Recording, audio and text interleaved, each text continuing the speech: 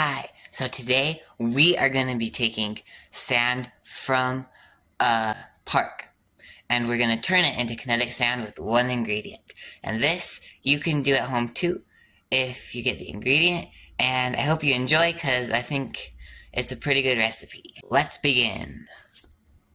So this is the sand I got from the park that has a sandbox, and because I got it there, it's free, but it also has rocks in it, like bigger rocks. So we're going to strain it here.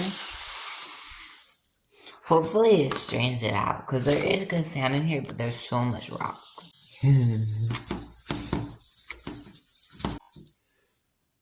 Still kind of a lot of rocks in there. So I'm a little disappointed I couldn't get all the rocks out. So that will make it obvious it's homemade sand, but the texture should still be relatively the same because I got the biggest rocks out. Got a secret ingredient, J-Lube. This is so cheap and it'll last you so long you could make all the kinetic sand you want. It'll be a lot cheaper than buying kinetic sand every time. For every tablespoon of sand, you want 1/4 teaspoon of this stuff. And this will depend. Like, when you first buy your J-Lube, if you have some already, don't immediately make a big batch. Make a really small batch, like with just a tablespoon, and to test the ratio.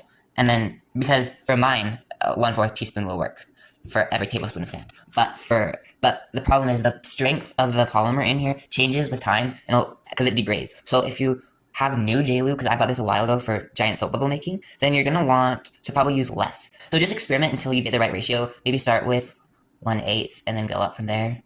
If 1/8 is even too much, try 1/16 teaspoon, I don't know. But it'll take a little bit of experimentation, but it shouldn't be too hard to figure out the right ratio. It's just how. And also, if you're ordering this online, be wary of the comments. A lot of people use this for giant bubble making. That's what I thought it was used for. That's why I bought mine. When I looked in the comments, there were definitely plenty of giant bubble comments, but there were also some suspicious comments. So keep that in mind. But I did not work this out. I actually have about a cup. It's a little less, but that's good. So that's about 16 tablespoons. So we're gonna want 4 teaspoons of the J-Lube. So yeah, just 4 of these, and then put them in there. Okay, so this is what I have. It's still like sand, and all we're gonna add next is water. And you might think, well, how is that gonna work? But trust me, this is magical. So we're gonna put this in our bucket. And you can see I didn't mix it good enough. So now you don't want to add too much water. You just add it until the texture is good. So like that's all you do. And if you add too much water, you can't really reverse it.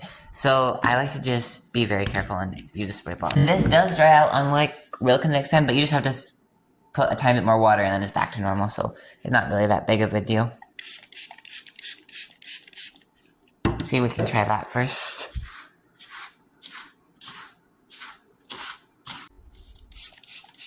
But okay, that's wet.